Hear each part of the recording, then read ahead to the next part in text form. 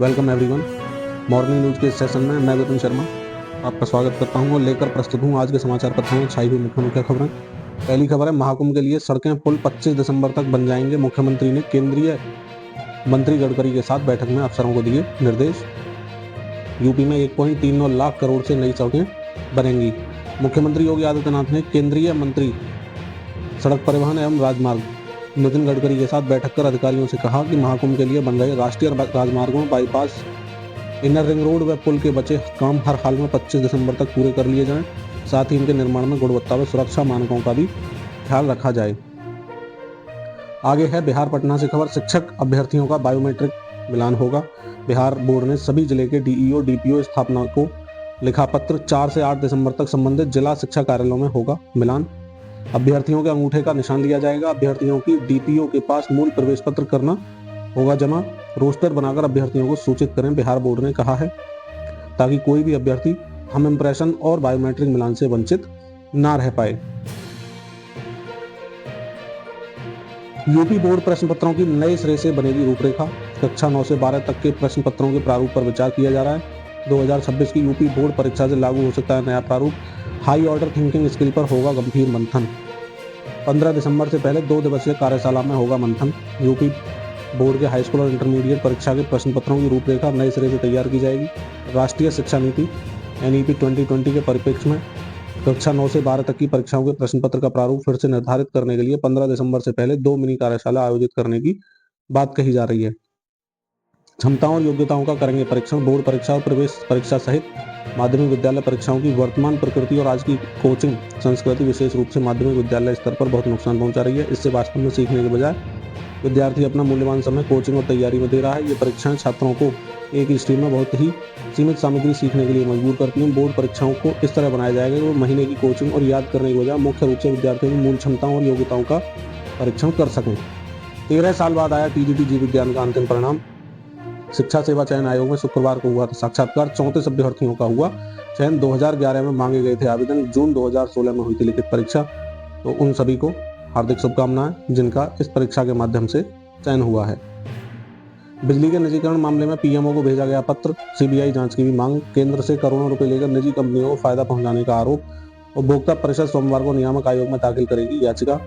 पूर्वांचल एवं दक्षिणांचल बिजली निगम की public private partnership PPP model में चलाने वाली जो तैयारी चल रही है उसका मामला प्रधानमंत्री कार्यालय PMO पहुंच गया है। उपभोक्ता परिषद ने पत्र भेजकर आरोप लगाया है कि पावर कारपोरेशन प्रबंधन ने दोनों निगमों में केंद्र सरकार से revamp distribution centre scheme RDSS में करीब 20,415 करोड़ रुपया खर्च करा दिए।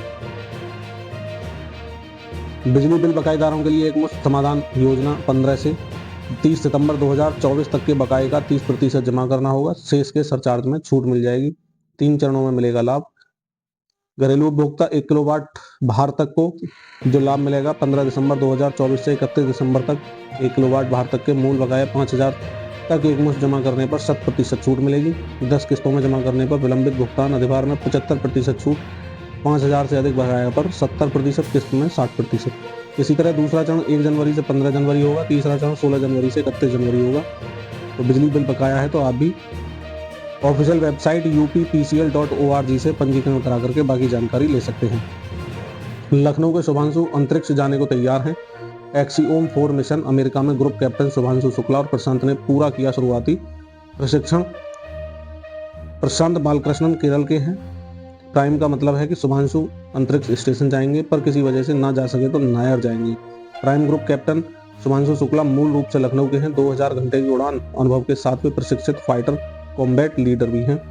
अंतरिक्ष में जाने के लिए 2 भारतीय गगनयात्रियों ने अमेरिका में प्रशिक्षण का आरंभिक चरण पूरा कर लिया। भारतीय अंतरिक्ष अनुसंधान संगठन ISRO ने बताया कि अंतर्राष्ट्रीय अंतरिक्ष स्टेशन ISS के एक्सियोम 4 मिशन के लिए चुने गए 2 भारतीय गगनयात्रियों लखनऊ के prime group captain Shubhanshu Shukla और बैकअप ग्रुप कैप्टन प्रशांत बालकृष्ण नायर का प्रशिक्षण पूरी तरह सफल रहा है। स्वदेशी तकनीक से हाई स्पीड ट्रेनों का सेट तैयार कर रहा रेलवे मेक इन इंडिया तकनीक पर आधारित है इसका निर्माण। 280 किलोमीटर प्रति घंटे की रफ्तार से ट्रैक पर चलेंगी हाई स्पीड ट्रेनें। हाई स्पीड ट्रेन जल्द ही रेलवे ट्रैक पर चलेंगी। रेलवे मेक इन इंडिया तकनीक पर आधारित हाई स्पीड ट्रेन सेट तैयार कर रहा है। इसे 280 किलोमीटर प्रति घंटे की रफ्तार से चलाने के लिए डिजाइन किया गया है। इसे स्वदेशी बुलेट ट्रेन कहें तो हैरानी नहीं होगी, क्योंकि जापानी तकनीक पर आधारित बुलेट ट्रेन की अधिकतम जो गति है वो 320 है और चलेंगी 300 किलोमीटर प्रति घंटे की रफ्तार से। खासियत क्या होगी इनकी? बुलेट ट्रेन की तरह ही aerodynamic air tight car body का डिजाइन, हाई स्पीड एप्लीकेशन के लिए प्रोपल्शन सहित इलेक्ट्रिक डिजाइन और निर्माण, ट्रेन सेट का स्तंभार, गाड़ी का तापन, वातायन और वातानुकूलन, एयरोडायनामिक एक्सटीरियर, सीलबंद गैंगवे, स्वचालित दरवाजे, यात्रियों की सुविधा के लिए कंपार्टमेंट में अधिक अनुकूलतम वातावरण, सीसीटीवी, मोबाइल चार्जिंग सुविधाएं, बेहतर प्रकाश व्यवस्था और अति सुरक्षित जो उपकरण हैं वो रहेंगे। झुका पाकिस्तान चैंपियंस ट्रॉफी में हाइब्रिड मॉडल को स्वीकृति, क्या है खबर जानते हैं। आईसीसी की चेतावनी के बाद नरम पड़ा उसका रुख।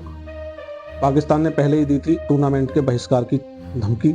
अंतर्राष्ट्रीय क्रिकेट परिषद आईसीसी द्वारा शुक्रवार को अल्टीमेटम देने के बाद पाकिस्तान को शनिवार को झुकना पड़ा। चैंपियंस ट्रॉफी को हाइब्रिड मॉडल पर कराने के लिए पाकिस्तान क्रिकेट बोर्ड पीसीबी ने स्वीकृति दे दी है, परंतु उन्होंने इसके लिए कुछ शर्तें भी रख दी हैं। पहले पाकिस्तान ने अड़ियल रुख अपनाते हुए टूर्नामेंट के बहिष्कार की धमकी भी दी थी। पाकिस्तान की शर्तें क्या हैं? भारतीय टीम अगर चैंपियंस ट्रॉफी के फाइनल में नहीं पहुंचती है तो यह मैच पाकिस्तान में हो।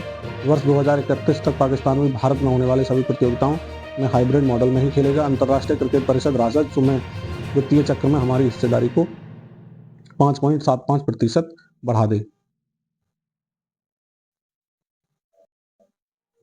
बीमारियों से बचना है तो खाने की मेज से दूर रखें मोबाइल।